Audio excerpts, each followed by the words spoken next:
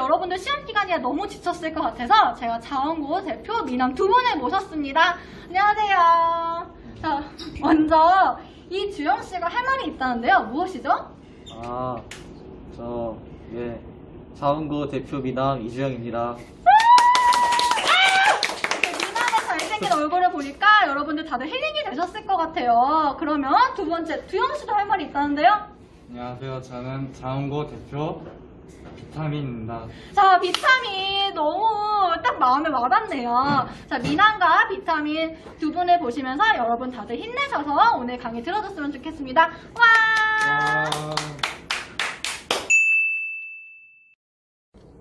방금 두영이랑 주영이가 여러분들의 기말고사를 위해 열심히 동영상 녹화를 동참을 해주셨습니다. 자, 이렇게 해서 우리가 지금부터 도시에 대해서 다시 한번 쭉쭉쭉 배워볼 건데요. 지금 여러분들은 제가 어제 나누어 드렸던 학습지 페이지 54쪽을 준비해 주시면 되겠습니다. 오늘 우리가 배울 내용은 바로 지금까지 도시화가 무엇이고 도시체계가 무엇인지 배웠었다면 지금부터는 도시 안으로 들어가 볼 거예요. 그래서 도시의 구조는 어떤 것들이 있는지, 도대체 왜 도시의 구조는 이렇게 형성이 되었는지 등등을 알아볼 예정입니다. 그래서 첫 번째 우리의 핵심 키워드는 바로 여기 보시면 도시의 지역 분화라는 내용이 나와 있어요. 같은 도시지만 지역별로 다들 기능이 다르거든요. 예를 들어 중구의 기능도 다르고요. 그 다음에 강남의 기능도 다르고 우리가 살고 있는 도봉구, 노원구의 기능도 다르겠죠. 그래서 이러한 다양한 도시의 지역 분화에 대해서 알아보고요.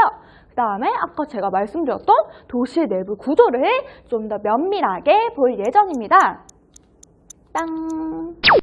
그러면 도대체 지역 분화가 무엇일지 한번 그 의미부터 알아보고 갈게요. 지역 분화.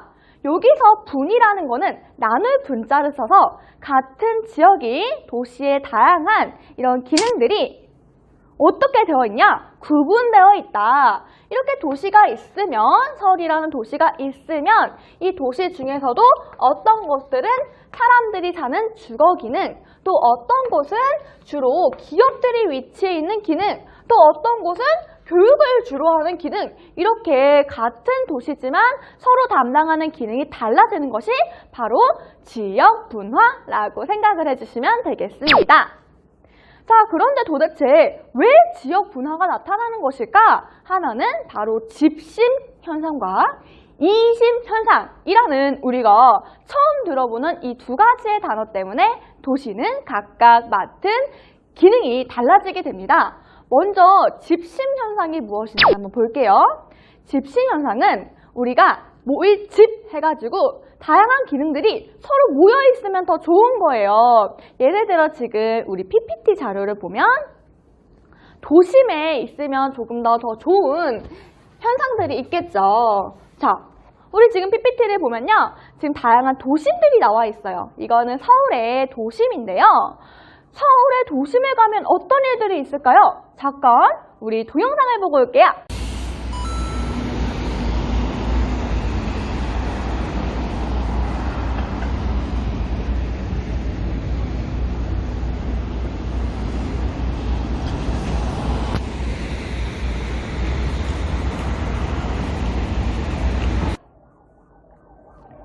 선생님이 직접 을지로에 가서 이러한 동영상을 직접 촬영을 했습니다. 촬영을 한 결과 서울의 도심에는 어떤 것들이 있었냐 하면은 기업의 본사들이 있었어요.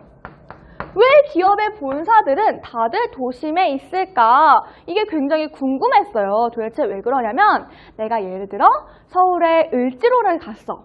그러면 거기에 어떤 다양한 신문사들이 위치해 있거든요. 동아일보, 조선일보, 중앙일보 이런 신문사들은 서로 정보를 공유하면 더욱더 좋죠. 어떤 곳에 속보를 터뜨렸어요. 그런데 그 속보를 알지 못한 신문사들은 어떻게 보면 도태가 될 수 있어요. 그래서 다양한 신문사들은, 특히 기업의 본사들은 서로 커뮤니케이션을 해야 돼서 도심에 다들 모여있는 현상을 띠고 있습니다. 다들 기업의 본사는 도심 쪽에 모여있다고 해서 집신 현상, 모일 집자 써서 집심현상이라고 이야기를 합니다. 자, 그러면 실제로 기업의 본사들이 한번 모여있는지 PPT를 통해서 보도록 할게요. 100대 기업, 우리나라 100대 기업의 본사가 어디 있는지 한번 살펴보니까 지금 서울에 있으면 중구랑 강남 쪽, 저 가운데 있는 중구랑 강남 쪽에 다들 모여있는 거 보이시나요? 자, 이렇게 해서 기업의 본사는 서로 같이 있을 때 좋으니까 서로 똘똘 뭉쳐서 중구랑 강남 쪽에 주로 위치해 있다는 것을 우리가 확인할 수 있었습니다. 그런데 여러분, 기업의 본사는 다 같이 모여있는 게 맞아요. 이게 더 나아. 그런데 과연 우리가 살고 있는 집도 그럴까요? 주택도? 주택은 그렇지 않아요. 그래서 기업의 본사와 같은 기능, 은행과 같은 기능들은 모여있는 게 조금 더 편리하지만 주택은, 우리가 살고 있는 주택은 그렇지가 않습니다. 왜냐면 이 주택이 다 같이 모여 있어요? 그럼 사람들이 너무 많아서 힘들단 말이야. 지하철을 타러 내가 나갈 때도 지하철 사람이 너무 많아가지고 기다리려면 10분 정도 기다려야 돼요. 지하철을 타는데. 아, 사람 진짜 많다. 이렇게. 그 다음에 학교를 갈 때도 우리가 학교에 사람이 너무 많아.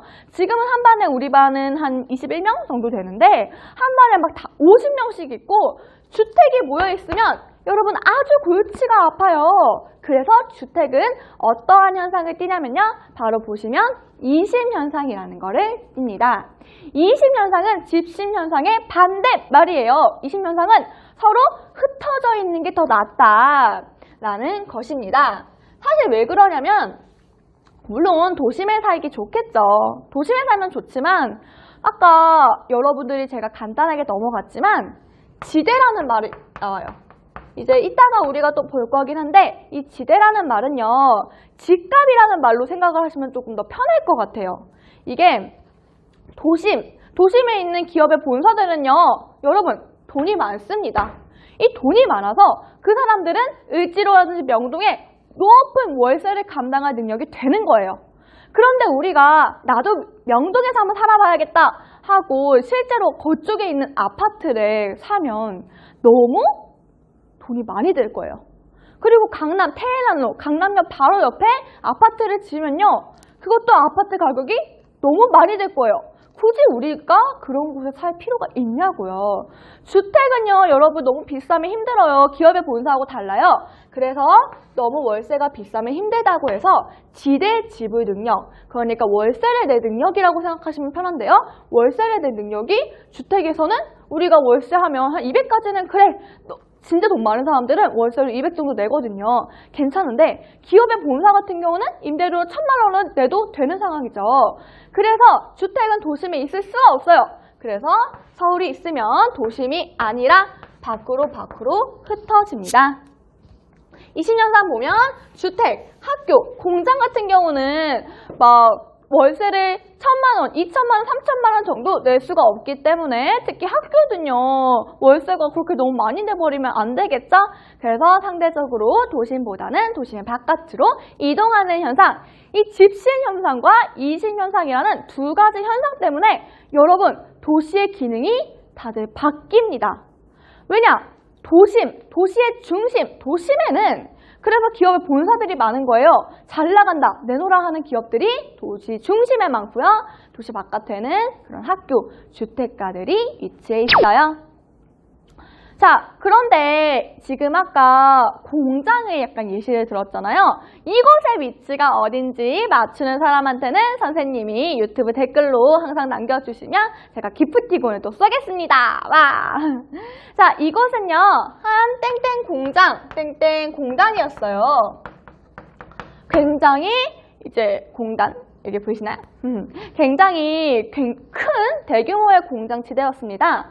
그런데 서울이 발달을 하면서 이 공장의 위치가 바뀌어요. 왜냐? 원래는 서울이 이렇게 중심이 서울이 대부분 다 발달을 하지 않았어요. 서울이 있으면 한 이렇게 중심 정도 이렇게 가운데로 할게요. 서울이 있으면 이 서울의 중심 정도가 약간 발달을 했었어요. 그런데 서울이 점점 규모가 커지고 서울에 전체적으로 다 발달을 하면서 서울의 이쪽에 있었던 땡땡 공단이 서울의 집값이 더욱더 비싸지고 서울의 월세가 더욱더 비싸지네. 우리는 공장인데 과연 이곳에 위치하는 게 의미가 있을까? 하고 공장이 서울 바깥으로 이전을 합니다. 이 공장도 마찬가지로 원래는 서울의 중심에 있다가 중심까지는 아니었는데요. 서울에 있다가 지대 지분 능력, 그러니까 월세를 공장인데 그렇게 많이 낼 형편이 안 되는 거죠. 그래서 경기도 쪽으로 대규모로 이전을 합니다. 과연 이 공장은 어디일까요? 이 사진을 보면 이제 우리가 알 수 있고요. 지금은 디지털 미디어 시티로 조금 바뀌었어요. 공장이 나갔으니까 그 빈자리를 도대체 누가 채우냐? 디지털 미디어 시티가 새롭게 만들어집니다. 자, 이러한 사례도 있고요. 여기 어딜까요? 맞춰주세요. 그러면 아까 제가 계속해서 지대라는 말이 나왔습니다. 지대라는 말은요, 지대로? 이런 것도 아니고요. 어떤 거냐면, 아까 이제 실제로 땅값이라고 생각을 하시면 편할 것 같아요. 땅값이라고 생각을 하시면 되고요. 땅값이 높고 집값이 높으면요, 우리가 임대료, 그러니까 내가 예를 들어 카페를 차렸어요. 그러면 민서가 카페를 차렸는데 그 카페에서 솔직히 그 건물이 민서 거는 아닐 거 아니에요. 민서 건물주도 아니고. 그러면 그 카페를 차리기 위해서 민서는 월마다 한 100만 원씩 건물주한테 돈을 내야 돼요. 그런 거를 우리는 지대라고 생각을 하시면 조금 편하고요. 자세한 얘기는 조금 이따 볼게요. 지금 이 그래프를 보시면요. 이 그래프, 강수에서도 그렇고 이 그래프가 굉장히 중요한데요. 이런 그래프를 잘 읽으셔야 돼요. 자, 선을 똑바로 못 그려요. 자, 이렇게 있으면 이 지대, 땅값, 월세라고 생각을 하시면 되겠고요. 그 다음에 이거는 도심으로부터의 거리. 자, 이쪽에 있는 애들은 완전 도시의 중심이에요. 이쪽으로 갈수록 점점 변두리가 되는 거예요. 이러한 그래프 내용인데요. 그냥 쉽게 얘기해서 지대가 땅값이 도심에 있으면 가장 높아요. 비싼 거지. 그런데 도심으로부터 거리가 멀어질수록 점점점 싸진다.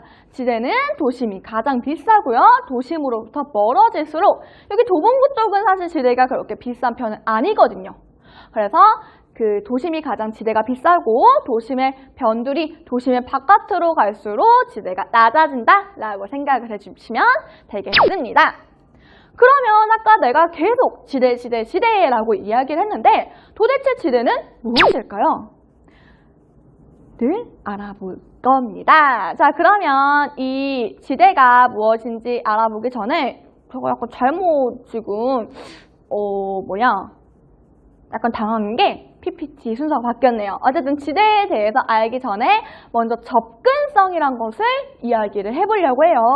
접근성. 내가 만약에 지나가다가 너무 잘생긴 사람이 있어. 이 사람한테 접근해야겠다. 이 사람한테 다가가야겠다. 라는 게 바로 접근성인데요. 접근성은 쉽게 얘기해서 교통이라는 거를 생각을 해주시면 돼요. 그래서 접근성, 교통도 얘들아 도심이 더 좋겠죠?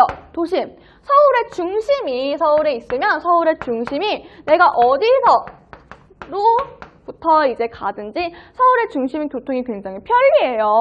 그래서 선생님이 실제로 살고 있는 왕십리 같은 경우도 지하철이 거의 4개나 다니거든요. 막 GTX까지 논다 만다 말이 많은데 그것까지 하면 5개예요. 이렇게 교통이 좋은, 접근성이 좋은 곳은 도심일 확률이 크고요.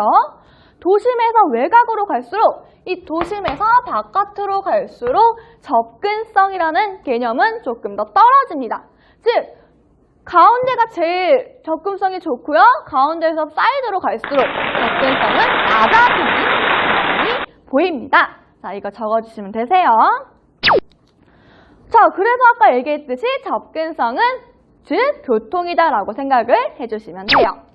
자, 그러면 지대라는 개념은 무엇이냐? 지대라는 거는 아까 얘기했듯이 즉 토지 이용을 통해서 얻을 수 있는 이익을 이야기를 합니다. 이게 바로 그냥 월세라고 생각을 하면 돼요. 사실 어떤 의미냐면요. 내가 만약에 도심에서, 그러니까 사람들이 정말 많은 여기 그 을지로 중구 한복판에서 내가 만약에 커피숍을 열었어요. 그러면 그 커피숍의 월세는 너무너무 비쌀 거예요. 왜? 사람들이 많이 사니까. 아니 거기 회사원들이 정말 많으니까 그 회사원들이 점심시간에 커피 좀 마셔볼까 하고 커피를 정말 많이 사서 이쪽은 1시간에 커피가 거의 몇백 잔씩 팔려요. 그런데 내가 만약에 엄청 시골에다가 이 커피숍을 열었어요. 사람들이 많을까? 아니 별로 없어요. 자, 그래서 그렇기 때문에 중구 쪽, 을지로 쪽의 월세 비용은 굉장히 비싸고요. 상대적으로 도심의 변두리 쪽은 월세가 낮습니다. 그게 바로 지대가 달라서 이제 그렇기 때문에 그들은 지대가 다르다라고 이야기를 해요.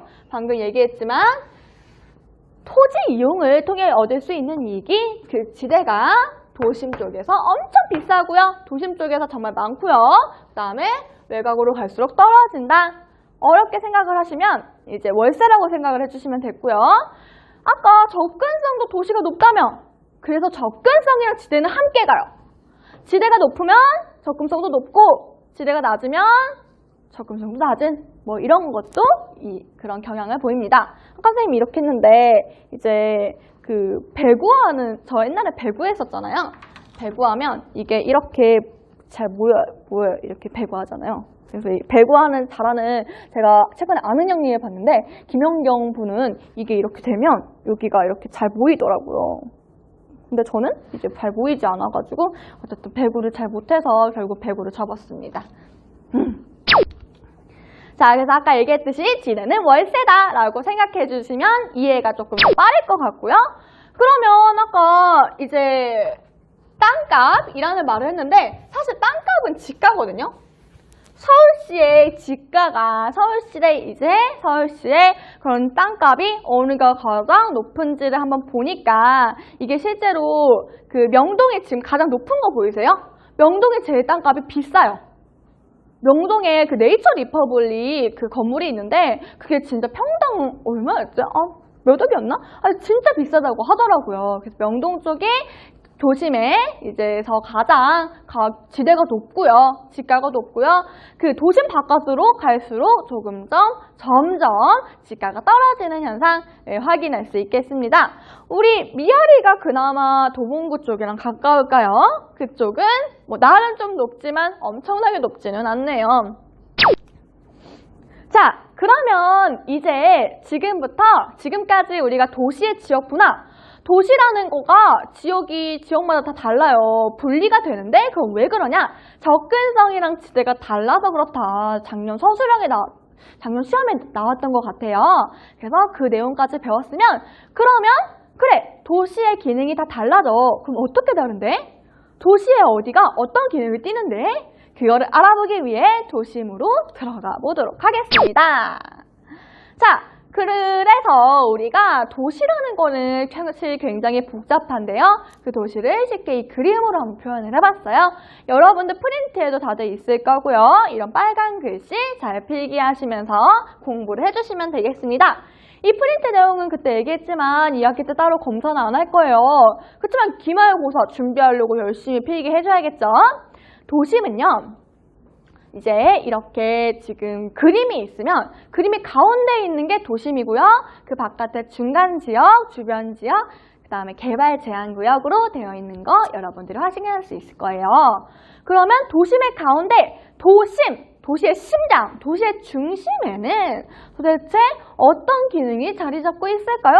늘 보니까 중심 업무지구가 형성이 된다. 그래서 아까 얘기했지만 우리가 동영상에서 봤던 그 기업의 본사라든지 아니면 시청, 그 도시를 관리하는 관리지구? 뭐 이런 건물들이 굉장히 많고요. 그래서 교통도 굉장히 편리합니다. 중추 관리 기능이 도시를 관리하는 기능, 서울시라면 서울시청이 되겠습니다. 서울시청과 기업의 본사가 도심에 위치해 있어서 도심은 실제로 위에서 보면 이렇게 생겼어요. 엄청 고층 빌딩들이 많죠? 남산도 있고. 자, 그런데 여기서 핵심! 여기 도심에는요, 어떤 현상이 발생을 하냐? 인구 공동화 현상이 발생을 합니다. 인구 공동화 현상이 뭘까요? 이것도 여러분들이 처음 들어본 사람이 있을 것 같아요. 공동화가 도대체 무엇인가? 공동화에서 이 공이라는 건요, 빌 공자, 도심이 텅 비어버려요. 언제? 밤에. 자, 그러니까 이 그래프를 보면 되겠는데요. 자, 여기 그래프를 보면 도심의 인구는요. 아까 제가 커피숍이 되게 잘 된다고 했었잖아요. 점심에는. 근데 저녁에는 도심에 사람이 없어. 왜냐? 도심에 사는 사람이 없기 때문에. 도심은요, 여러분 살기 위해서 가지 않고 일하러 가는 거야. 여러분 밤늦게까지 일하고 싶어요? 새벽 2시? 아니죠. 나는 밤늦게까지 일하는 거 너무 싫어요. 그래서 이제 사람들이 도심에는 낮에만 있는 거예요. 그래서 지금 보시면 도심이 가운데인데 저 주황색 그래프인 그게 쳤어요. 주황색 그래프인 주간 인구는 굉장히 도심이 많은 거를 확인할 수 있습니다. 그런데 야간에는 사람들이 적어져요. 왜냐? 사람들이 본인의 집으로 다 가버리거든요. 도심에 사는 사람들은 진짜로 지대 지분은요, 월세를 정말 많이 감당할 수 있는 그런 사람들인가 봐요. 그래서 주간 인구는 낮에 있는 사람들은 많지만 상주 인구 항상 사는 사람들은 도심이 적습니다. 서울의 중구가 대표적인 도심인데요. 상주 인구에 비해 주간 인구가 이렇게까지 많은 것을 그래프로도 확인할 수 있네요. 그래서 자 여러분, 학교는요, 우리 살고 있는 내 주소가에 있는 곳에 우리는 학교를 다닙니다. 그래서 이 학교도 원래 서울의 중심 쪽에 있다가 서울의 중심이 집값이 너무 비싸져 버렸어요. 학교는 아까 이심 현상에 의해서 굳이 기업의 본사 쪽이 있는 도심에 있지 않아도 되잖아요. 그래서 사람들이 다들 학교도 도시의 가운데에서 바깥으로 이전을 합니다. 주로 그때 강남 쪽으로 많이 갔어요. 자, 그러면 도심의 두 번째 내용, 중간 지역에 대해서 배울 겁니다. 자, 중간 지역은 뭐냐면요, 말 그대로 중간. 도심이 이렇게 있으면 그 도심을 둘러싸고 있는 이 중간 지역을 이야기를 합니다. 자, 중간 지역의 특징은 뭐냐면요, 혼합적이에요. 애매해. 왜냐하면 도심 바로 옆에 있으니까 도심의 특성도 조금 가지고 있어요. 그리고 외곽의 특성도 좀 가지고 있어요. 이러한 특성이 혼합이 되어 있을 때 우리는 그거를 점이지대라고 이야기를 합니다. 특성들이 애매하게 혼합되어 있다 라는 게 중간 지역의 특성입니다. 그래서 중간 지역의 대표적인 곳이 이제 북아현동이라는 곳이에요. 뭐 위치까지 정확히 알 필요 없는데, 자, 아까 우리가 도심을 볼 때, 사진을 볼 때 남산이 있었어요.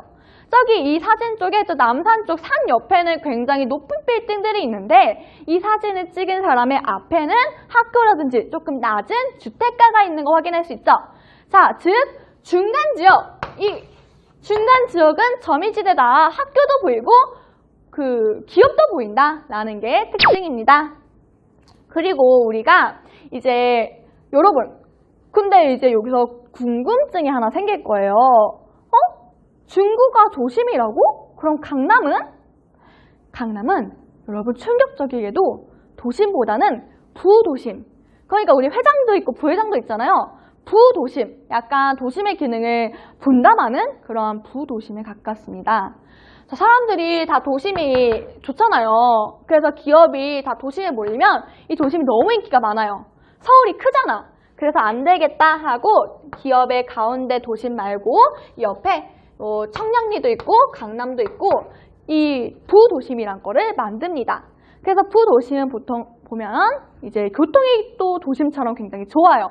그래서 솔직히 왕십리도 나름 부도심이거든요. 제가 사는. 거기 또 지하철이 4개나 다닌다고 했었잖아요.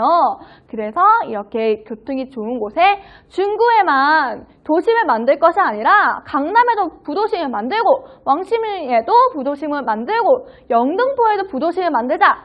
도심에 지 혼자 모든 걸 감당하면 어려우니까 좀 나눠 갖자라는 게 바로 부도심입니다. 도심이랑 비슷해요.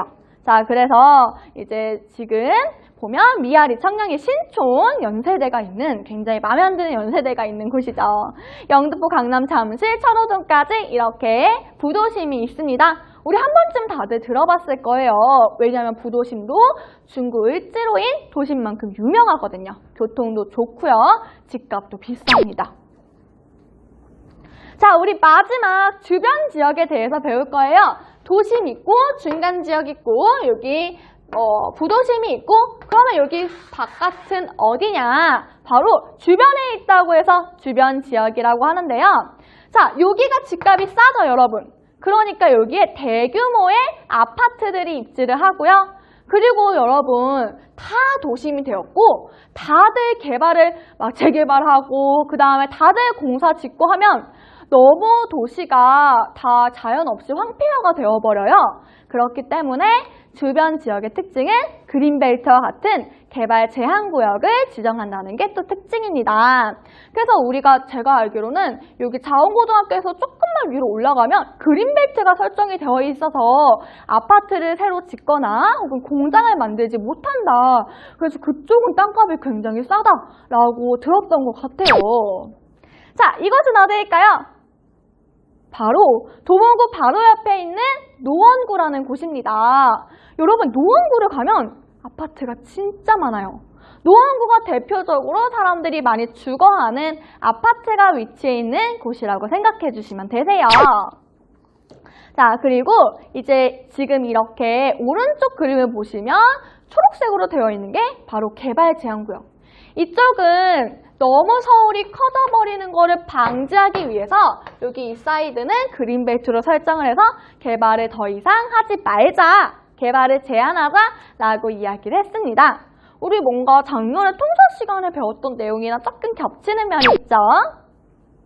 자, 그리고 이제 마지막으로, 진짜 마지막으로 위성도시라는 말이 나와요. 위성도시 제가 많이 얘기했죠? 일산, 하남 이런 곳이 위성도시라고 이야기를 할 수가 있겠고요. 자, 서울만 너무 사람들이 많으면 힘들다고 했죠. 그래서 서울이 가운데 있긴 하지만 위성처럼 이 서울의 기능을 분담해주는 일산이라든지 하남이라든지 그런 곳이 서울의 서울의 기능을 다 분담을 하고 있어요. 서울의 집값이 너무 비싸니까 위성도시를 만들어서 집값을 조금 다운시키자라는 내용입니다. 그래서 위성도시는 이런 곳에 위치를 해 있고요. 그 다음에 중심 도시가 있으면 서울의 인구가 너무 많으니까 위성도시에 좀 살아주세요 라고 신도시를 굉장히 많이 만들고 있죠. 여기 보면 양주, 일산, 분당. 분당도 위성도시예요, 여러분. 서울이 아니었어요.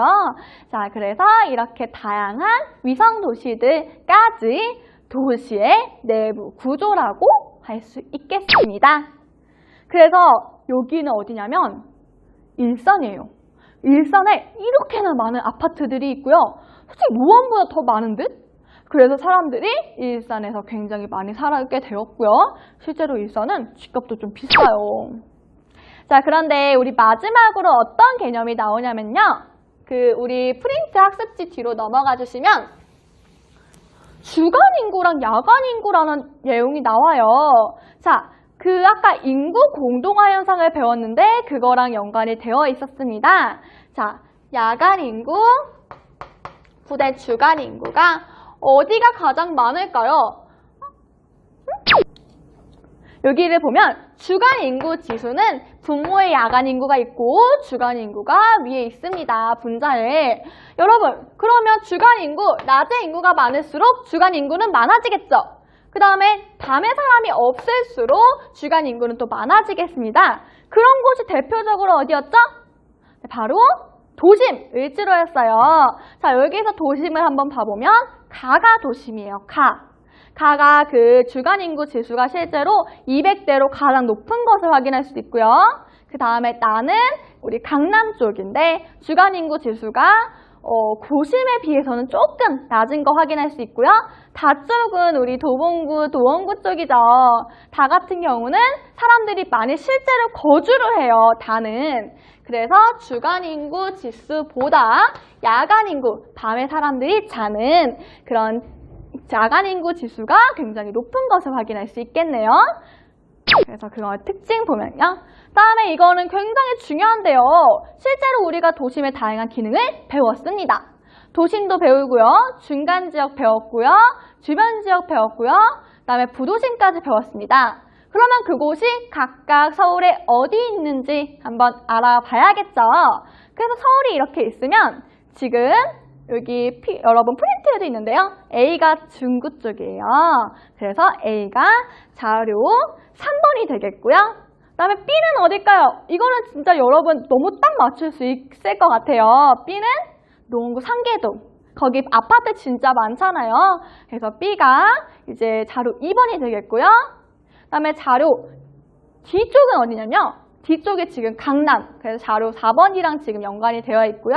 C는 어디냐면 C는 여기 보면 금천구 서울 디지털 산업단지라고 되어 있습니다. 뭔가 공장 쪽이니까 사이드에 산업단지니까 서울의 사이드에 있는 거 확인할 수 있겠네요. 그래서 서울의 중심이 나 수업 가야 되는데 서울의 중심이 중구다라고 생각을 해주시면 되겠습니다. 그럼 중구의 특징이 뭐냐? 일단 첫 번째로 상주 인구 밀도가 굉장히 낮아요. 실제로 이 중구에 살고 있는 사람이 굉장히 적고요. 그 다음에 중구의 특징은 접근성이랑 아까 얘기했지만 도심이니까 접근성이랑 지대가 굉장히 높다라고 알아두시면 되겠습니다. 자, 여러분 굉장히 수고하셨고요. 그러면 다음 그 내용으로 넘어가 볼게요. 수고하셨고 다음 강의에서 만나요. 안녕!